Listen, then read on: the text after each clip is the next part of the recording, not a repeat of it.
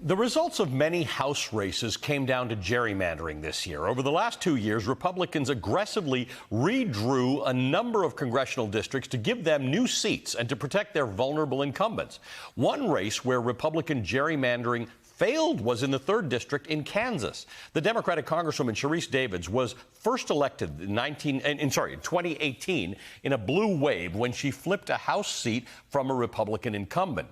This year, Republicans gerrymandered her district to try and make it more competitive for the GOP, but she pulled through big time, beating her Republican opponent Amanda Adkins by more than 12 points, larger margin than last time. Congresswoman Sharice Davids of Kansas joins me now. She's the first openly gay Native American woman to serve in Congress. Congresswoman, good to see you again. Thank you for being with us this morning. Hi, it's good to see you, too. We were watching a lot of races very closely on election night, but I was very, very concentrated on yours because you were set up fairly deliberately under redistricting to lose your district, and you didn't lose your district, and you are not in a particularly Democratic place. Tell me about what happened. Tell me why in the supposed red wave in a gerrymandered district you were able to pull off this victory.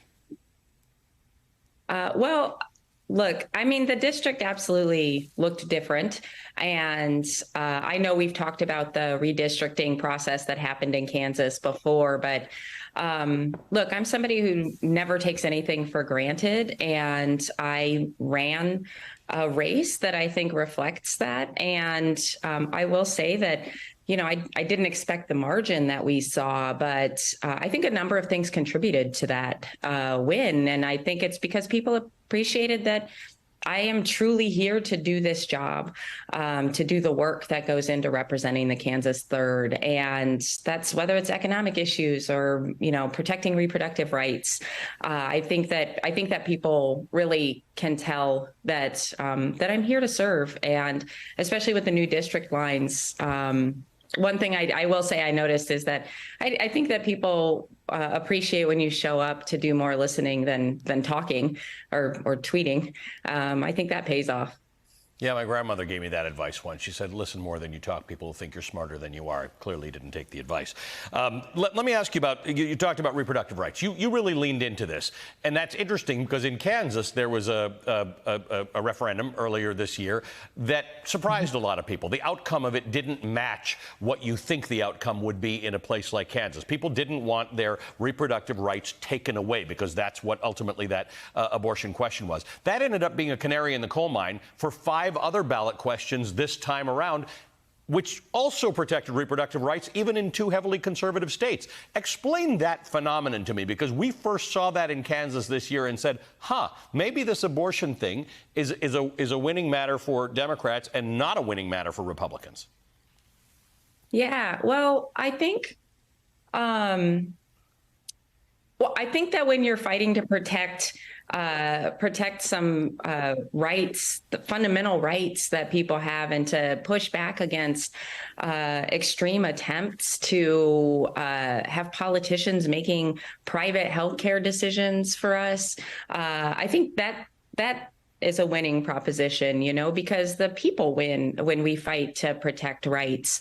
And I think what we saw in Kansas, and I don't know exactly how they did it in other states, but in Kansas, it was a broad, diverse coalition of folks who came together to push back against that extremism, against politicians trying to make those decisions for us. And that's whether we're talking about at the federal level or state level politicians.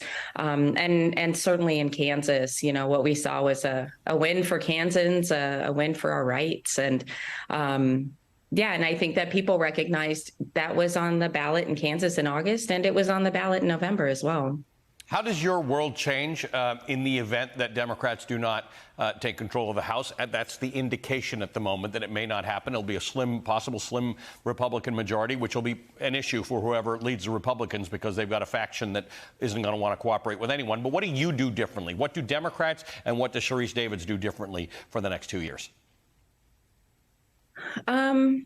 Actually, so my approach is generally the same, regardless. I had new district lines. My approach didn't change. Show up in all parts of the district, listen as much as I can, listen to learn.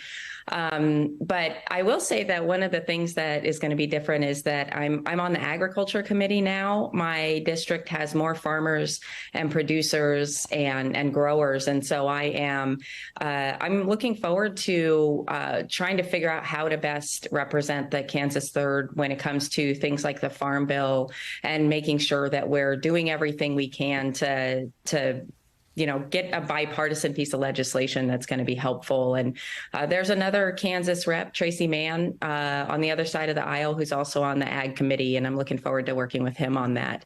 But in general, I think my approach is going to continue to be to try to figure out ways to work with anybody and everybody to make good policy. So you just said something interesting. You're looking forward to working with your colleague from the other side of the aisle. There were a number of races here where some Democrats lost to moderate Republicans. We're going to speak to Tom Malinowski a little later on. We're going to speak to Mike Lawler, who was one of those moderate Republicans who beat a moderate Democrat. Is there a greater likelihood in this particular Congress where Republicans will have a small majority and whoever leads them is going to have to manage this, that moderates on both sides will have more common ground than the Freedom Caucus will in the Republican Party? Well, it's interesting because I've only been doing, this will be my third term, which is, I'm very grateful that I'll get to do this for 2 more years. But that's a really interesting question. I've had the chance now to serve under two different serve during 2 different administrations, and a Republican administration and Democratic administration.